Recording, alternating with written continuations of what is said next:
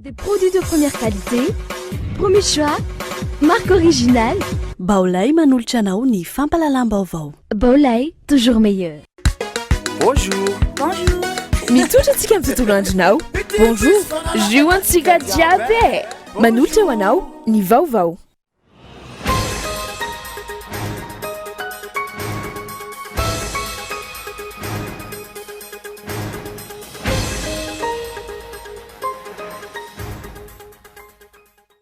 Mampitarana ireo solombavambahoaka ny fanjakan'ny resaka kolikoly amin'ilay resaka CLD tsy mbola mivoaka akory. Ny taratasy ahafahana mamoaka ilay vola 400 tapitrisa ariary dia efa misy sahady ny tolobarotra any amin'ny distrika ho ireo solombavambahoaka. Sazy miantona heritaona no azon'ireo dimy rahalahy noho ny Rarasoa Mamanina izay nivalan'ny fitsarana nivoaka androany tao amin'ny tribonaly Anosy tsy afa-po ireo fianakaviana. Ankoatran'ny fanofana maro ataon'ny Jirama isany voaresaka ihany koa ny vidin'ny herinaratra hividianan'ny Jirama azy mpamokatra herinaratra efa ela teto Madagasikara ny Idelec ary mbola mivarotra herinaratra isany lafo indrindra ankehitriny tsy voaresaka io saran'ny herinaratra io tao anatin'ny valin'ny audit natao tamin'ny Jirama. Tsy ampy ny entimanana izay no voalaza ny avy eo anivon'ny ministeran'ny kolotsaina mahakasika ny fanarenana androvan'ny Manjakamiada ny tsy lahara-pahamehana ho an'ny fanjakana ny fanarenana ireo vakoka malagasy. Nanomboka androany ny fanamariana ny fahatsiarovana ny faha 120 taona na hamay ndrovan'ny Manjakamiada. Valo no maty ary roa tamin'ireo no polisy taorian'ny asa fampiororona ny tranga androany tany Turkia ny vondrona PKK no lazain'ny fanjakana any an-toerana fa tompon'antoka tamin'ity tranga ity. Ny andindin'izay arahinao afaka fotoana fohy.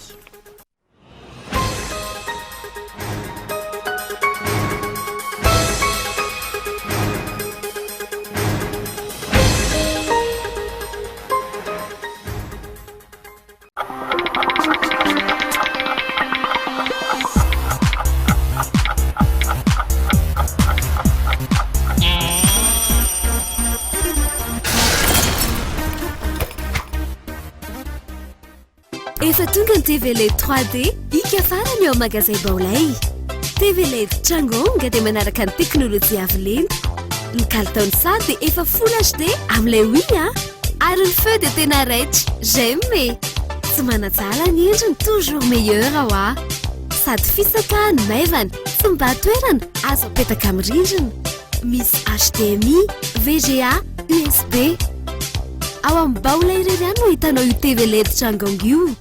Baolay ny tsara drany. Naturel Plus, extrait des meilleurs champs de tournesol d'Égypte. Naturel Plus, votre huile de tournesol raffinée 100% naturelle. Si vous préférez l'huile de soja, Spécial est fait pour vous. Issue des meilleurs champs de soja d'Égypte, Spécial est une huile de soja raffinée, riche en oméga 3 et en oméga 6, essentielle pour votre santé. Que vous préfériez notre huile de tournesol Naturel Plus ou notre huile de soja Spécial, nos huiles raffinées sont 100% sans cholestérol. Naturel Plus et Spécial, vos huiles raffinées pour des plats délicieux et une bonne santé. Sainto, l'eau bio, boisson officielle du 16e sommet de la francophonie Antananarive 2016.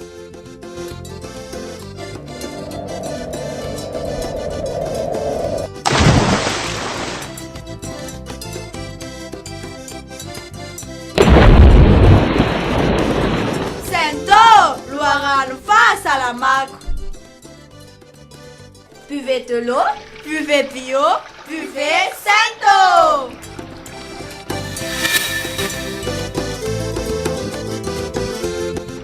Sainto, l'eau bio, boisson officielle du 16e sommet de la francophonie Antananarive 2016. Bonjour. Bonjour.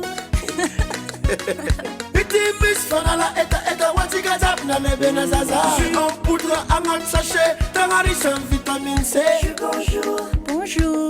Bonjour. Bonjour, ma patanzaka. Zem suta samba sambata. Bonjour. Bonjour, Nariwe. Bonjour. Bonjour. Maru karazina gu amnas. Sara lota zamela amnas. Jitika diabe. Bonjour.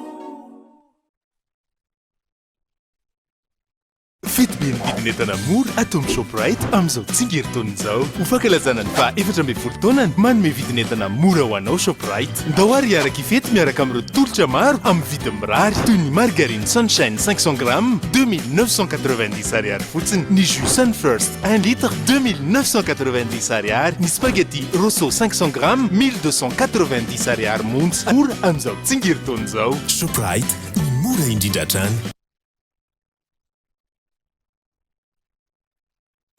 Ei, mahalinanao ity bijouterie mividy volamena tongava malaky ao amin'ny galerie Sivy tsara lalàna ao amin'ny premier étage box 08 apita central hôtel na ihany koa amin'ny building complexe Sapeflou vao miditra vavahady amin'ny ilany ankavia fanamariany vavahady eo amin'ny rebus Sapeflou apita ny fiangonana azadinona ny mitondra kara-panondro a galerie Sivy tsara lalàna téléphone 034 54 816 18 na building complexe Sapeflou téléphone 033 79 830 63.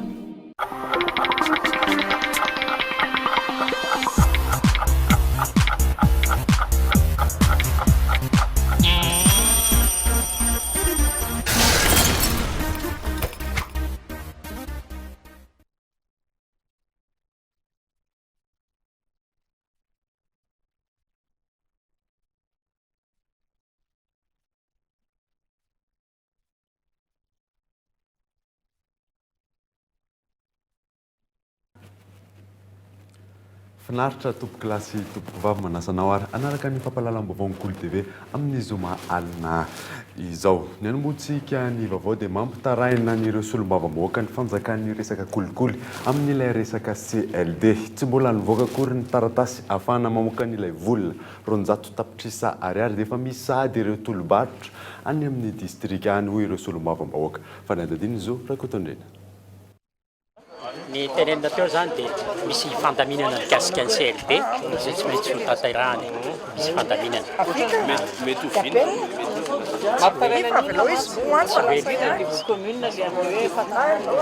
tsy dia commune zany tsy resaka commune tena mahatonga n'le fahatarana misy fandaminana zay atao ary ahitana vahaolana aiza hono tsy ahita vahaolana fa izy moa tena hoe azo tena mandeha io. Toy izay ny fanazavan'ny sekretera jeneralin'ny ministeran'ny fitantanam-bola sy ny teti-bola taoriany ilay fionana teo amin'ny solombavambahoaka ny ministeran'ny atitany sy ny ministeran'ny fitantanam-bola sy ny teti-bola androany teny Tsimbazaza. Mifanohitra amin'izay nefa ny zava-misy raha ny fanazavan'ireo solombavambahoaka izay nampiakapeo avokoa manoloana ity resaka CLD na ny comité local de développement ity. Ho an'ny solombavambahoaka Anarivon'ny Mamo Rodin Rakotomanjato tsy mifanaraka amin'ny tetikasa tadiavin'ny eny fotony ny tetikasa efa anaovan'ny PRMP na ny personne responsable des marchés publics tolobarotra amin'izao fotoana izao. Dia zavatra mampimely izy, zavatra hafa no angatahana, zavatra hafa ny tianjareo atao. Zany hoe raha mangataka rano anao dia boriky meny. Ny zavatra misy mampimely amin'izao fotoana dia hoe efa mandeha ny appel d'offre rehefa taratasy ara-tsy vita. Dia maka izy zany nanao appel d'offre dia ny antirepronizy mandeha dia ohatrinona zay le risoriso zay dia mbola iaina amin'izay foana zany ny fiainana eto Madagasikara rehefa hoe ajanony io ajanony ny aratra aloha mba zavatra transparent mandeha amin'ny zavatra rehetra mba tsy isian'le fangalaram-bola ampanjakana dia zay zany misy azy zao ifandreteo dia be dia be moa mangataka ajanony io. Raha tsy ahivina nisy ny fitsinjarana ilay vola 200 tapitrisa ho ampahany efatra izay nataon'ny ministeran'ny fitantanam-bola sy ny teti-bola ary nasiana PRMP eny anivon'ny faritra mba hanao tolobarotra amin'ireo tetikasa ireo. Ny zava-misy sy mampitaraina ireo solombavambahoaka nefa mbola tsy totosa hatramin'ny farany ny fifampiresahana eo amin'ny ministera rotonta sy ny solombavambahoaka. Tsy mbola fantatra mazava amin'ny fomba fitsinjarana ilay vola. Tsy mbola misy ny taratasy ahafahana mamoaka ilay vola 200 tapitrisa ariary nefa efa mandeha sahady ireo karazana tolobarotra ataon'ny PRMP ireo. Efa misy ihany koa ny tsena lasan'ny orinasa sasany. Manjaka sahady ny resaka kolokolo ny solombavambahoaka voafidy tany Manakara, zafy mahatratra Abel. Ity solombavambahoaka ity izay nampiakapeo amin'ny tranga tahaka izao izay ambara no mambotry ny firenena. Tria vosiketa manko ny député. Iaho zao député manana voatonga tany Manakara omaly nampivory ny membre ny CLD rehetra. ny foagnako anay gnavongiagna igny appel d'offre trehetra nul ianao anavy satria be loatra ny risoriso atao amin'ny PRMP ny angavo fagnisorana amin'ny PRMP avy hatrany hoe miala ianao tsisy lananao satria volam-panjakana io volam-bahoaka io ny vahoaka ane mandognetra fa sy PRMP gny agnazo idaniny kibo miaraka amin'ny directeur régionaux zay tahantahanan-karegna malaky ny foagnako anay ary sekeko iaho zany porter plainte amin'ny Bianco la mbola toizandreo ary fanambarako tao ana hoe mila miala amin'ny PRMP nay ao manakara tsisy lavana enazy gn'antony da sotry sy magnaza député sy magnaza solombavam-bahoaka sy magnaza ny vahoaka sy magnaza ny volam-bahoaka olana mipetraka ihany koa ny fahafozan'ny fotoana tokony hanantanterahana ireo tetikasa ireo noho ny fahatarany fandrotsahana io vola io teny amin'ireo distrika isan'isany avy kely sisa ny fotoana ananany ao anivon'ny ministera ny fitantanam-bola sy ny teti-bola amoahana ireo vola ireo terena arak'izany ny avitan'ireo tetikasa rehetra ao anatin'ny roa volana monja toe-javatra izay lavin'ireo solombavambahoaka ihany koa ao anatin'izao ady hevitra izao manjary kitoto ny asa hoy izy ireo ary izany koa ny nambaran'ny filohan'ny voameran'ny atitany sy ny fitsinjaram-pahefana Rivotina Jean Bosco raha terena ao anatin'ny fotoana fohy tahaka izany ny famitana ireo tetikasa ireo ny olana ngeza be indrindra amin'izao fotoana zao dia ny hoe raha anao fotodrafitrasa ny any amin'ilay distrika nefa le fotoana dia kely dia izay no jerena azy hoe mba sisian'ilay zéro budgetine amin'ilay orthodoxie financière na lay procédure financière zay mahazatra aty satria ny olana dia misy le fitanenan'ny sasany teo hoe mikasa karazana député no mitarika ny CLD kanefa ny takony izy amin'ny lalana anankiray ihany koa ny teo le resaka hoe napetraka le CLD nisy problème ny hoe 60% ny engagement tokony atao nefa 100% le izy raha tsy ahivina efa tamin'ny lalàna feno teti-bola-panjakana taona 2024 no lany io resaka CLD io izany hoe efa tamin'ny herintaona tahaka izao anefa tsy mbola mivoaka ihany ireo vola 200 tapitrisa isaky ny distrika ireo ny teti-bola taona 2024 anefa efa eny anivon'ny anteny meram-pirenena indray raha zoina miteraka korotana io resaka io fa tsy mitondra filaminana indrindra eny anivon'ny anteny meram-pirenena tsy fantatra mazava ihany koa ny fiatraikan'ny fampiasana ny vola avy amin'ny CLD io amin'ny distrika tsirairay avy izay hita sy tsapa fa betsaka ny filana tokony ho tanterahana raha tsy ilaza afa-tsy ny fanamboaran-dalana fotsiny ihany izay tena lahara-pahamehana sy mampikaikaiky ny vahoaka amin'izao fotoana izao fifidianana filoham-pokotany atraizany ampiarana ny lalàna io ny fanontaniana apetraky ny fiarahamonimpirenena KMF Knoe manoloana ny fifidianana filoham-pokotany izay manjavozavo ny fampiarana ny lalàna hoy izy ireo fa ny adadin'ny zo Rakotondrinatra atraizany fampiarana ny lalàna amin'ny fifidianana filoham-pokotany io ny fanontaniana lehibe napetraky ny KMF Knoe androany momba ity resaka fifidianana filoham-pokotany eto Madagasikara amin'izao fotoana izao ity efa miroso amin'izay fifidianana izay sika eto Madagasikara hoy izy misy amin'ireo commune no efa nahavita izany toy ny tany Antsohi izay nazahoana tatitra misy ihany koa ny nahemotra toy ny tany Manoro mbola maro anefa ny mponina ny tsirotitra ary tsy misy ireo mbola tsy mahafantatra na inona mahakasika izany akory novizina tamin'ny ainao manjerim-panjakana fa ny didim-panjakana laharana 720 tsipika 7valonjato no miatra amin'izao fifidianana izao voalaza mazava ao amin'ny andininy fahadimy amin'io didim-panjakana io fa fifidianana misaraka no ifidianana ny sefim-pokotany sy ny lefiny izay andraisan'ireo mponina rehetra feno 12 taona anjara entinena natrehan'ny sef distrika ny valim-pifidianana avy eo ka izy no manendry ireo sefim-pokotany sy ny lefiny ireo maro ny fanontaniana mipetraka mahakasika io lalàna 720 tsipika 7valonjato io iza no miandraikitra izany fifidianana izany raha toka ny sef distrika no mampiatso azy manjavozavo amin'ny maro hoe ilay sefim-pokotany voafidin'ny fokon'olona ihany ve izany no lany sa mety olona hafa mihitsy indray no tendren'ny sef distrika avy eo inona avy ireo fepetra mahakasika ny zotra-pifidianana zary miteraka fiahiahina sy tsy fahazotoana ho an'ny maro ny tsy fahafantarana ireo rehetra ireo raha ny voalazan'ity didim-panjakana laharana 720 tsipika 7valonjato ity ao amin'ny andininy fahafito ihany koa dia 3 volana aorian'ny fandraisan'ny ben'ny tanàna vaovao ny asany dia efa tokony irosona ny fanavaozana sefim-pokotany efa tara izany izao fifidianana mandeha izao nefa etsy andaniny dia mbola maro ireo distrika tsy nahavita izany no mbola tsy mikonkonina amin'izany akory toy ny eto Antananarivo renivohitra ohatra izay toa mbola tsy atoato mihitsy no iroso amin'izay fifidianana sefim-pokotany izay manao antsoavo amin'ireo fahefana maefa isan'ambaratonga ny araka izany ny KMF Knoe mba hijery akaiky ny momba ity fifidianana filompikotany ity. Tsy tokony ho amaivanina ny fampahafantaran'io fifidianana io amin'ny mponina rehetra ary tokony ho atao amin'ny fomba rehetra izany fampahafantarana izany mba ho ao anaty mangarahara. Takin'ny KMF Knoe ihany koa ny anamafisana ny fampahafantarana momba ireo fepetra rehetra manodidina ny fampiarana io didim-panjakana laharana 7 tsipika 7valonjato io amin'ny ainao manjery mpanjakana sy ny ainao manjery misy isan-toerana ary aoka mba atao anaty mangarahara trany izany ahafahan'ny tsirairay mampiatra azy hoy ihany KMF Knoe ka mba ho fifidianana ekeny rehetra araka ny tanjona efa napetraka amin'izao fotoana izao no ampiarina eto amintsika.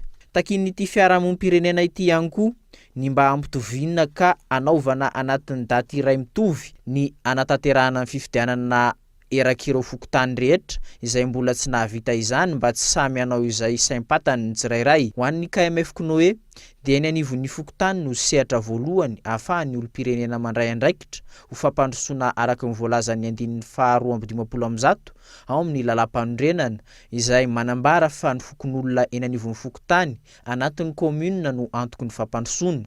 Ka manaingany rehetra ny KMF Knoe mba hamita ny adidiny ka handray anjara amin'io fifidianana sefim-pokotany io ary indrindra mba samy anara-maso ny safidiny. Amafisin'ity fiarahamonim-pirenena ity ihany koa ny antsoavo ho an'ny tompon'andraikitra mba hametraka ilay fifidianana marina malalaka sy mangarahara. Resaka fifidianana izay hatrany dia anolotra olona amin'ny fifidianana 2024 ny antoko Arema izay nitapaka tamin'ny dinika nentin'izy ireo nanamariana ny androany izany hoe ny 4 Novambra andro tsigerenan'ny taona ny filoha Didier Ratsiraka teo aloha. Fanadadiny Michel Ranarjon. Tany fianaran-tsoa no nanamaria ny antoko Arema ny 7 taona ity antoko politika ity. Teny midina hifampifehezana, teny miakatra hifampierana. Io raha ny fanazavana azy ny fepetra entin'izy ireo hifampifehezana manomboka eto. Raha fehezana tsy nisy ny fanehoan-kevitra mazava nataon'ny filoha nasionaly ny antoko mahakasika ny raharaham-pirenena saingy raha nitapaka androany anolotra olona ao amin'ny fifidianana filohampirenena ny antoko Arema. Raha tsy ahivy efa anotsaka ho vidiana ho filohampirenena Didier Ratsiraka nandritra ny fifidianana filohampirenena farany teo saingy ny laviny izany araka ny fantatra manapikasana ny rotsaka ho vidiana ihany koa ny tenany amin'ny fifidianana manaraka. Ity farany moa izay manaroatra amin'ny tety ny renivohim-paritany enina mandritra izao fankalazana ny 70 taona ny antoko Arema izao. Tamin'ity androany ity nifantoka tamin'ny fampitiavanam-pirenena sy ny fampahafantarana marina momba ny raha politika ny resaka raha mpitso no fantatra fa hanao fanambarana momba ny fiainam-pirenena i Didier Ratsiraka amin'ny fianaran-tsoa. Ity farany moa izay nankalaza ihany koa androany ny 70 taonany. Lafim-baovao hafa kosa indray dia ankoatra ny fanofana groupe, fanofana central ary fifidianana herinaratra ataon'ny Jirama isan'ny voaresaka ihany koa ny vidin'ny herinaratra hividianan'ny Jirama azy. Mpamokatra herinaratra efa ela eto Madagasikara ny Idelec ary mivarotra izany herinaratra izany amin'ny vidin'ny ambony dia ambony ankehitriny. Tsy voaresaka io saran'ny herinaratra io tao anatin'ilay valin'ny audit izay nataon'ny Jirama. Fanadadiny Lili Rabiata. Voaresaka matetika tamin'ny fampahalalam-baovao tatoato ny fisian'ny fanamboarana tohadrano amin'ny faritra samihafa mikarana herinaratra. Tsy misy miresaka kosa ankilan'izay ny saran'ny herinaratra vokariny. Tahaka izay hita tao amin'ny valin'ny audit mikasika ny orinasa Jirama nefa lafo mihoatra ny akamaroan'ny herinaratra vokarin'ny orinasa hafa ny an'ny Idelec. Raha ny taremarika hita, 770 ariary ny kilowattheure vokarin'ny orinasa Idelec amin'ny famokarana ansahany votsy ary 770 ariary ny kilowattheure amin'ny famokarana ny maroantsetra vokarin'ny Idelec hatrany ary toka 70 ariary ohatra ny any Henri Fraise amin'ny famokarana ny tsy azo paniry.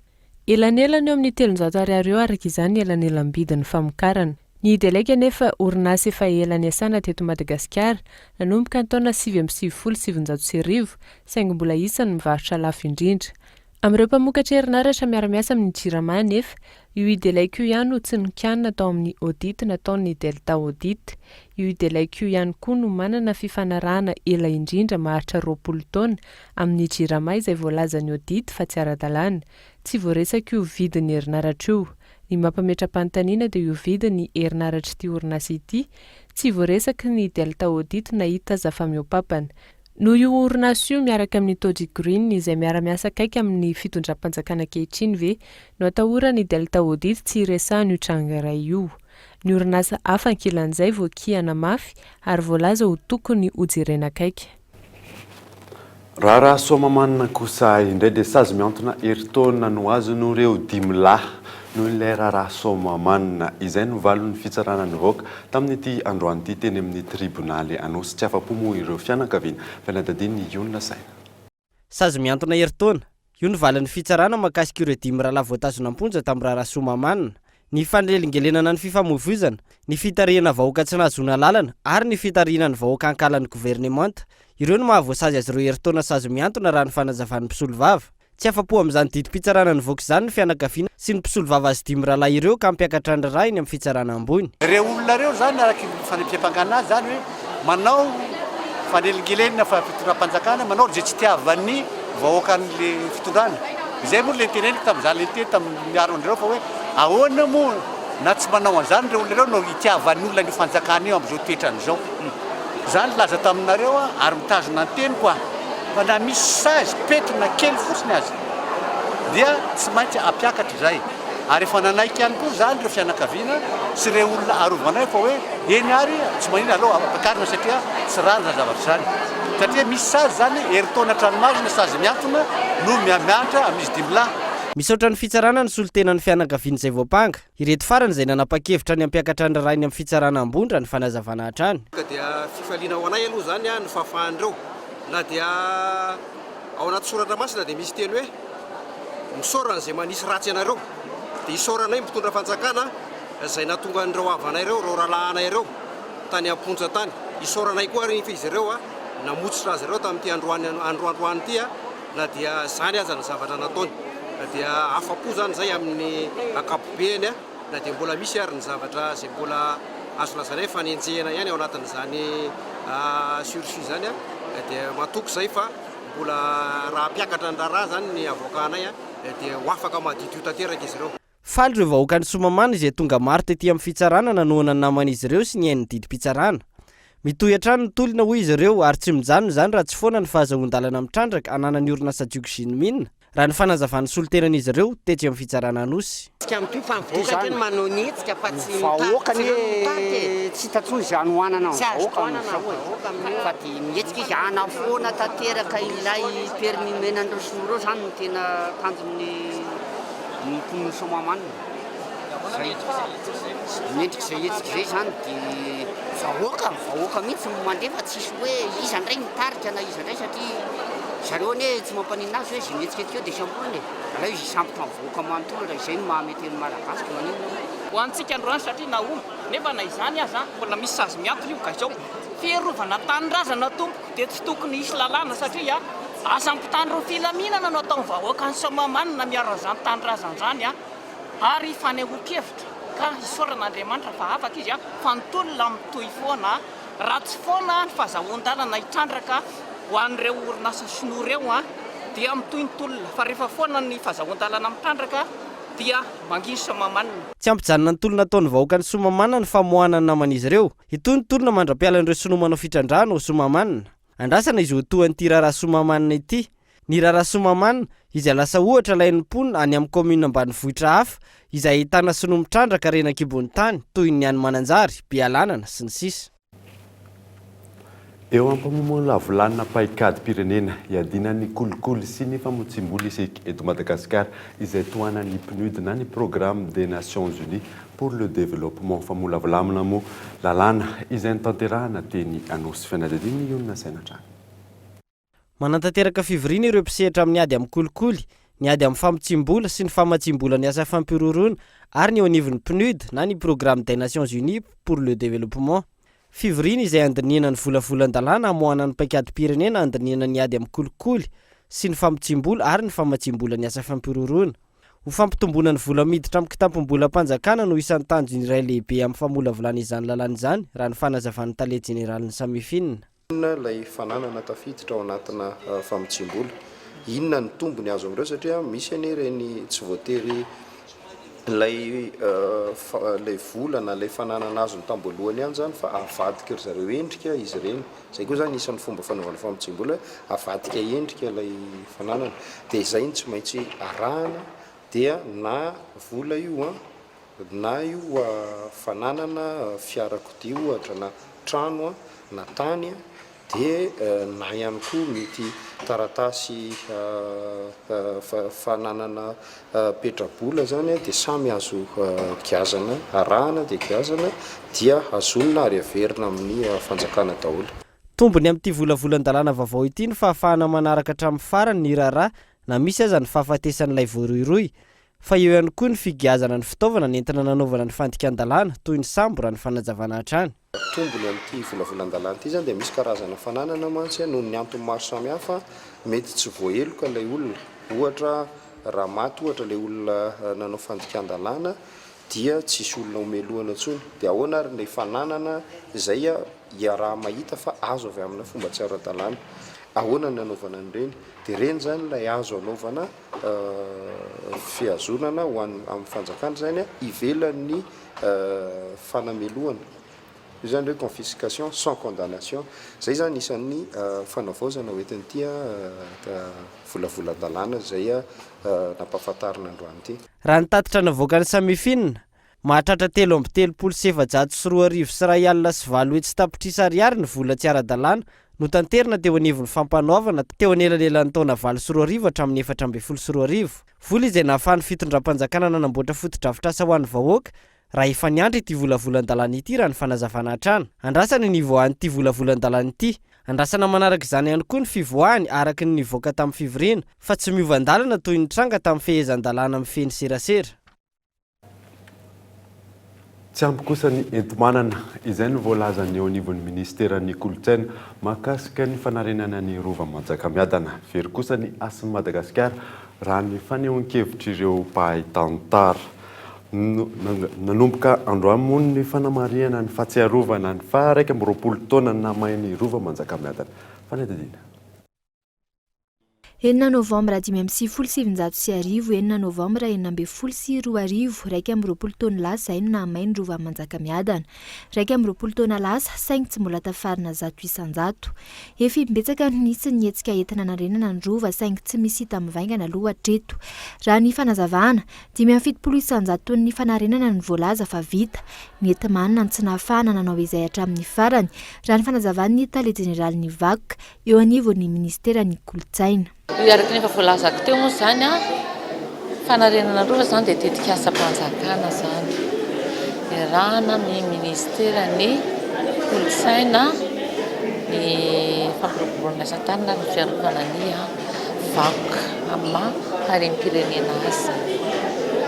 Arak'izay ilay tetika asa-panjakana moa zany zay moa zany efa voalazako teo. Amin'ny tetika asa-panjakana zany dia mbola misy vina moa zany izy io inona sy navy no atao amin'ny taona hafa arakarak'izay enti-manana.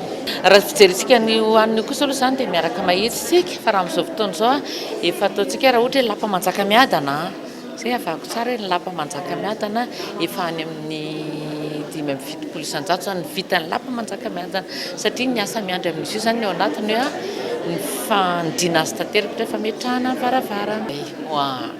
Ny enti-manana moa zany dia mazava ho azy fa resaka vola satria rahantsika mitangesana azy rehetrarehetra zany mila vola avokoa. Ho an'ireo mpahay tantara tsy lahara-pahamehana ho an'ny fanjakana ny fanarenana ny rova raha ny zava-misy ankehitriny. Tsy misy intsony ny maha-malagasy ny malagasy raha ny fanazavana izy ireo manoloan'izany. Veriasina dia ilay tsy maha eo intsony ilay everina ho maizy azy ilay firenena. Tsy ny fanjakana fotsiny no mbi amin'izany, mbi ao an-tsaina amin'izany fa ilay everin'ilay malagasy manontolo mihitsy ho maizy azy no voatohitohina. Satria raha mijery any anaty rova ianao, ina zavatra hita, korotam-bato, lapa tsy mbola mipetraka amin'ny tokony ho izy. Mezakasina ny rova anankiray aloha dia ny fiezahana hanarina azy araka ny endrika maizy azy. Zay aloha ezaka tsy azo itifina. Ary ny tsiraray, ary indrindra ny fanjakana malagasy dia tokony hanao zany ho lara-pahamehana. Androany no nanomboka ny fanamariana ny fahatsiarovana ny faharaiky amby 20 taona na main-drovan'ny Manjakamiadana. Hetsika maro sosona no karakarainy ireo fikamarana maro samihafa. Hatreto aloha mazava fa tsy lara-pahamehana ny vakoka malagasy manoloana ny fandaniam-bola ataon'ny fanjakana etsiro. Totosa androany koa ny fananganana ny syndicat-ny mpitondra taxi eto andrenivohitra izay natao teny amin'ny kianja amin'ny tafon'ny Mahamasina. Antony nananganana ity syndicat ity moa ny fanoherana ireo tsirarany mianatra azy ireo. Fanadidina teny an-toerana Mikaela Ramalwa. I Clémence Randrianirina no lano filohan'ny mpitarika ny fikambanan'ny mpitondra taxi eto andrenivohitra tao aorian'ny fifidianana nataon'izy ireo tao amin'ny kianja amin'ny tafon'ny Mahamasina. Voasolo tena avokoa ny faritra fiantsonan'ny taxi izay misy 12 teto andrenivohitra. Noho ny fahamevanan'ny herin'izy ireo amin'ny hetsika samihafa no antony nanaovana ity fifidianana ity. Ny zavatra atao androany dia fananganana ny bureau professionnel ny taxiville eto Antananarivo renivohitra. Tanjona dia satria ny taxiville tsy mba manana fikambanana sahala amin'ireo mpitatitra rehetrarehetra. Ka tonga amin'ny fotoana ny eritreretanay zany hananganana fikambanana ao anay ka dia hanangana an'izany zay zao. Ao anatin'ny tetikady rehetrarehetra hanatsarana sy arovana ny asa no hananganana ny bureau io. Olana rehetra na fanatsarana rehetra tokony atao amin'ny taxi dia karakara ny bureau. Maro ny olona menjady amin'ny mpitondra taxi raha ny fanazavana azo hatrany.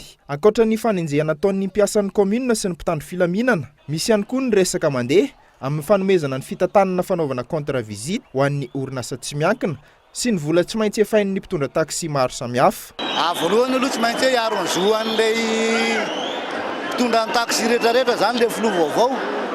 Zay aloha zany tena zavatra takinay voalohany indrindra. Ny olana iainanay isan'andro dia enjehana ohatra manenjika ino ireo taxi ireo. Zany hoe rehefa tena atao zany mipetrana dia eo amin'ny resaka fivondronana dia manenjika anay ireo. Ka zay zavatra zay zany tsy maintsy hoe hoaran'izena fierahanay miasa amin'ny fivondronana vitanay eo zay fipetrana.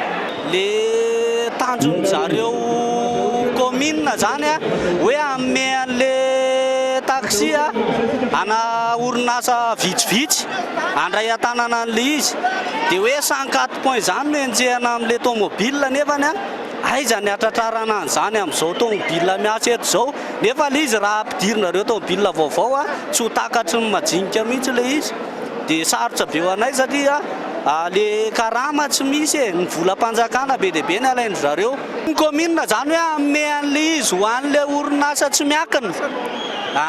Le commune zany anome an'le izy amin'le orinasa tsy miakina dia tsy ekenay zany.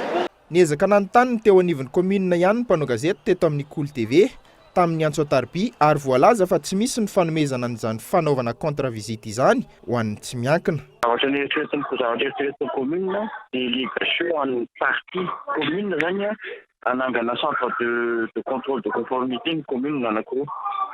Fa ireo manankiroa ireo tsy havita ikontrôle ny fiarakodia rehetra. Dia mety misy ampahany zany zay omen'ny commune ana établissement. Mety ho établissement public, mety ho établissement privé, mbola tsy fantatra.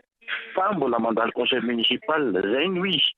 Ho fanamafisana ny fitakiana sy ny olona iainan'ny mpitondra taxi no nananganana ity syndicat nanaovana fifidianana ho filoha androany ity. Andrasana ny hetsika voalohany karakarain'io syndicat io. Tsy mbola misy kosa ny lalàna amin'ny fe momba ny taberim-bidy momba ny arenakibon'ny tany izay eny anivon'ny commune tsy fahaiza mitantana izay miteraka fibodon'ny vahiny tany eto amintsika manoloana izany antom-pisian'ny atrikasa nandraisan'ireo mpisehatra eo amin'ny fitrandrahana arenakibon'ny tany tamin'ny ity androany ity narindra no manana. Olana mipetraka hatr'izay ny tsy fahalalan'ny tompona andraikitra amin'ny commune eny fotony ny tombony azo amin'ny fisian'ny fitrandrahana arenakibon'ny misy eo aminy. Ho an'ny commune Ampasina Pona distrika Tolaniaro 300 ny taberim-bidy no azon'izy ireo amin'ny fitrandrahana arenakibon'ny tany any an-toerana. Fisian'ny fiofanana azon'ireo tompona andraikitra no antony izany raha tsy ireo commune rehetra no misitraka izany. Minana azo mivantana an'izay ristorana izay satria raha ny 700 ny fitrandrahana arena Kibontany dia hita ao anatin'ny commune misy anay dia mahazo zany zahay 30% nle ristourna minière zany dia gnanay moa zany rehefa nahazo ny fifanana maro isan-karazany zahay dia izay zany nazahoanay fahombiazana satria ao anatin'ny budget participatif ny processus dia ahitana ny resaky bonne gouvernance, resaky transparence, resaky hoe participation citoyenne isan-karazany zany dia nihitahitany vahoaka zany ny tanterahanay zany ary tsara marina fa ny ao anatin'ny commune dia tsy nisy hoe ampamatsy vola na no fodrafitrasa fa ny ristourna minière dia navitanay zavatra maro dia maro tokoa anatin'io ao. Mijanona ho fanangonakevitra avy amin'ireo solitena avy amin'ireo ministera mpandrarahara toe-karena mikasika ny fitrandrahana arena Kibontany izay nataon'ny ministera ny aty tany androany. Olana mipetraka manoloanjany ihany koa ny tsy fisian'ny lalàna mifeny fidiram-bola amin'ny arena Kibontany iny anivon'ny vondrom-bahoaparitra itsinjaram-pahefana. Ity rafitra telo dia tsara fatarina fa tsy rafitra mpanapa-kevitra. Tsy rafitra mpanapa-kevitra fa rafitra akakevitra fotsiny zany dia nisy zany ny hevitra izay natolotra teo nisy moa ny fanazavana tamin'ny voalohany ireo endrika misy izay mbola hodinihana satria mbola tsy misy lalàna mivoaka moa amin'izao fotoana izao dia samy nanao ny heviny zany ireo olona izay nandray anjara tamin'ny asa mbomiera tamin'ny ity atrikasa ity dia izay fanehoan-kevitra zay zany no voarakitra dia ho ampitaina amin'izay ambaratonga mpanapa-kevitra.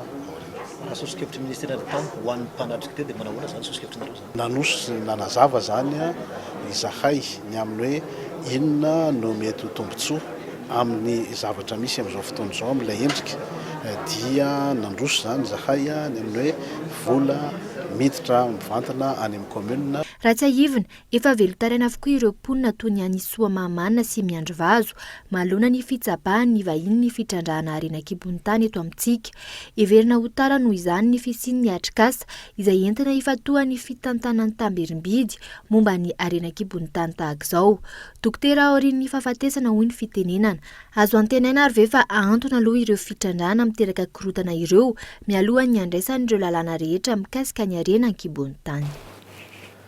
Resaka tontolo iainana kosa indray tao anatin'ny folo taona izay dia nahitana zavamaniry sy biby vaovao misy 520 sy 900 manerana ny nosy izay hitan'ireo karoka momba ny tontolo iainana. Ilaina ny fiarovana vokam-pikarohana ireny raha nambaran'izy ireo fanadadiana iolona zay. Manan-karena biby sy zavamaniry izay tsy hita maneran-tany i Madagasikara. Arena izay tsy voahary sy tsy voakarakara araka ny tokony ho izy. Tao anatin'ny folo taona, ny tombo 520 sy 900 indray ireo karazam-biby sy karazan-kazo hita teto Madagasikara. Fikarohana izay niarahany manam-pahaizana malagasy sy ireo mpikaroka vahiny. Isan'ireo antony isafidianan'ny mpizahatany vahiny any Madagasikara ny fananantsika ireny arena voajanahary ireny, toy ny baobab, gidro sy ny maro hafa. Tandindondozy ireny arenantsika ireny hoy ny tompona andraikitra iray eo anivon'ny VVF, vokatry ny fanimbanan'ny tontolo iainana amin'ny endriny maro. Ohatra hoe fitsandrahana tsy ara-drary, ny resaka fiovaovan'ny toetrandro, ny resaka fampitehan'ny tontolo iainana amin'ny ankapobeny, reny zany no atao hoe zavatra manahirana minjady amin'ireo zava-manan'aina eto Madagasikara ireo. Ankoatr'ireo voatanisy ireo, eo ihany koa ireo fahavalo-pirenena izay manondrana tsokisoko ireny harem-pirenena ireny raha tsy ilaza fa tsy nisokatra. Antony iray mampiana ny biby sy ny velaran-tany misy ala eto amintsika ihany koa ny ataon'ireo mponina manamorona ireny faritra manan-karena zava-manan'aina ireny. Antony ampiaran'ny VVF ny politika piarovana miaraka amin'ny olona eny fotony. Mety afaka manampy ohatra hoe famindram-pitantanana ny arena voajanahary amin'ny vondron'olona fotony. Veo io izy fahafantarantsika anazy. Ireo zany fomba anankiray koa hitantanana maharitra ny arena voajanahary mba tsy ho lany tamingana le izy na hoe ho very na hoe anjavona moa zany le filazazy. Ny rehetra no mila miara-mentana sy saro-piaro amin'ireny harem-pirenentsika ireny raha ny fanazavan'ny eo anivon'ny VVF. Ny malagasy rehetra no mila miaro sy mikolokolo ireny arena ireny, na ireo vao hita taty aoriana na ireo efa harentsika hatr'izay. Eo ihany koa ny mpitondra fanjakana izay mila miara-mentana amin'ireny vondrona mpiaro ny tontolo iainana ireny, hiaro ny faritra anatiny, fa indrindra ireo seranatsambo sy seranam-piaramanidina izay varavarana iray voan'ireny arenan'ny malagasy ireny. Raha misy zany fiara-mentana izany, ny malagasy rehetra no hisitraka ny vokatra azo avy amin'ireny arena ireny. Navitrika avokoa ireo mpanjifa manodidina ny 4 arivo izay nandray anjara tamin'ny fisariana voalohany izay nataon'ny Olsim androany teny Sonerana. Loka 20 no nizaraina tamin'izany ary tsy menitra 3 taona no anisany loka goavana indrindra tamin'ity androany ity. Fanadadinina rindra rendranomana. Loka 20 no natolotry ny Olsim ho an'ireo mpanjifa nandray anjara tamin'ny lalao lova izay notanterahana teny Sonerana androany. Tafakatra hatramin'ny 7,703 nandray anjara tamin'ity fisariana voalohany ity. Fisariana izay natao teo amasin'ireo mpanjifa izay nanatrika izany androany ary nisy tamin'izy ireo no tsara vita natao anatin'izany.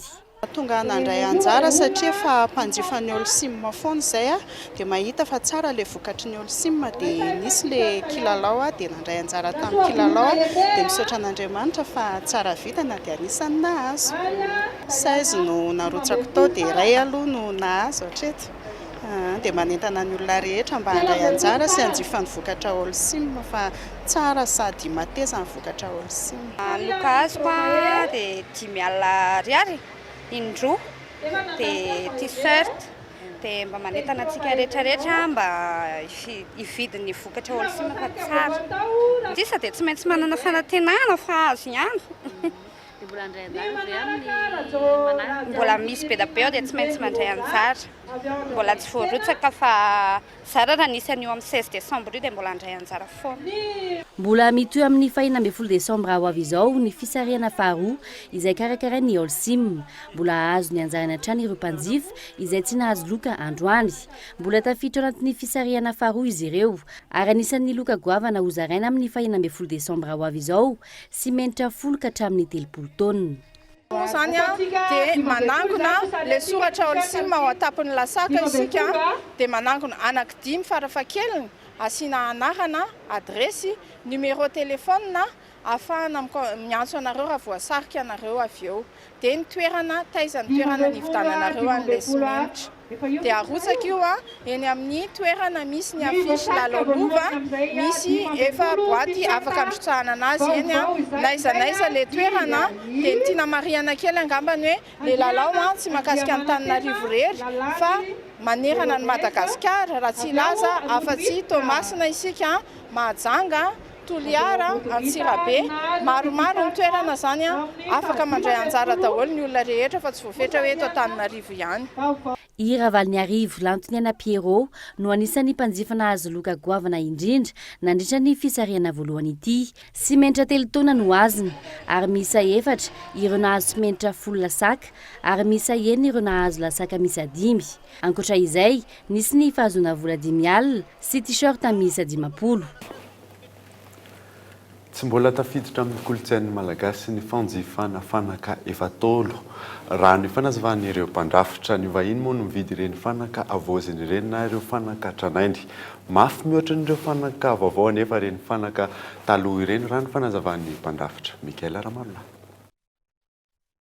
Isan'ny toerana iray ahitana mpandrafitra sy manavao fanaka taolo ity nanaovana fanadidina ity. Nolovaina ny asa ary mampidi-bola raha ny fanazavana trany. Vitsy ireo malagasy manjifa ny fanaka navaozana noho ny tsy fahafantarana ny lanjan'izy ireny. Tsy mifanalavitra amin'ny vidin'ny fanaka vaovao anefa ny fanaka taloha raha ny fanazavan'ireo mpandrafitra.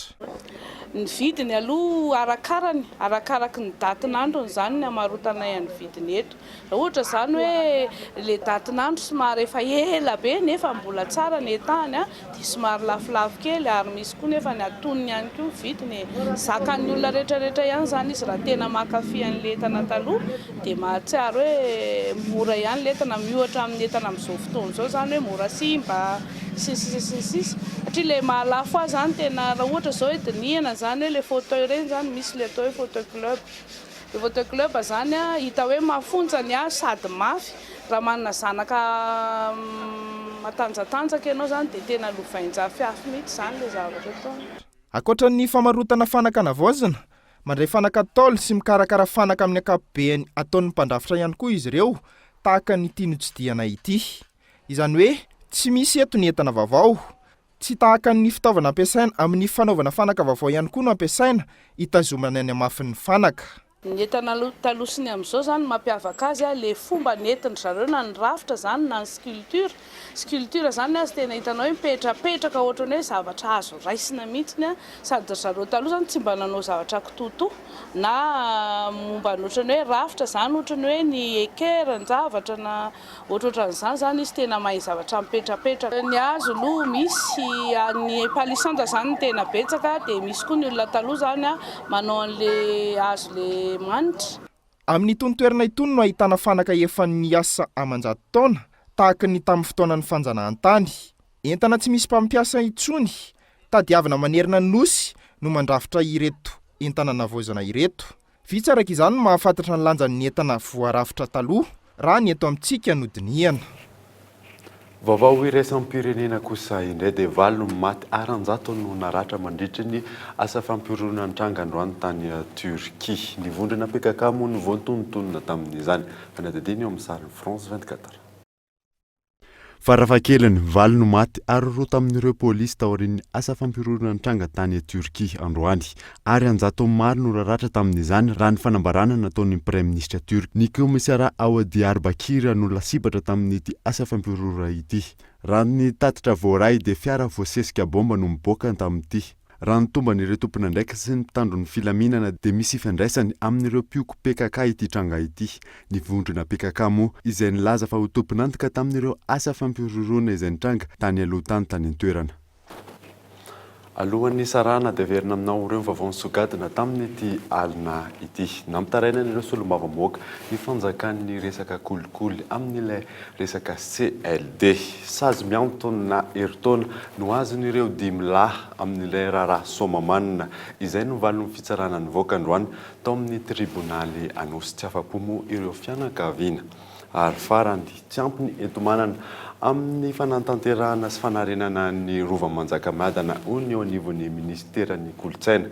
Tsy lahara-pahamehana amin'ny fanjakana malagasy moa ny faneranana ireny vakoka malagasy ireny. Dia izay no mamarana ny fampahalalam-baovaontsika tamin'ity alina ity. Ankasitrany ianao nanaraka izany hatramin'ny farany. Tenako manome fotoananao amin'ny manaraka indray. Soava-mandro tompoko.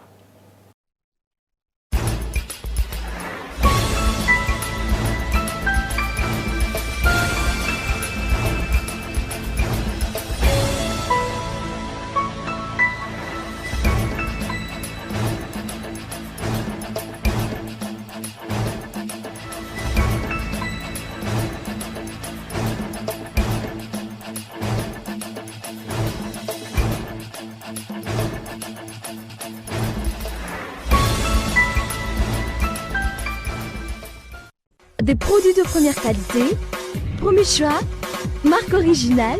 Baolay nanolotra anao teo ny fampahalalam-baovao. Baolay, toujours meilleur. Bonjour. Bonjour. Narainao teo ny vaovao niaraka tamin'ny bonjour. Juantsika jiaby.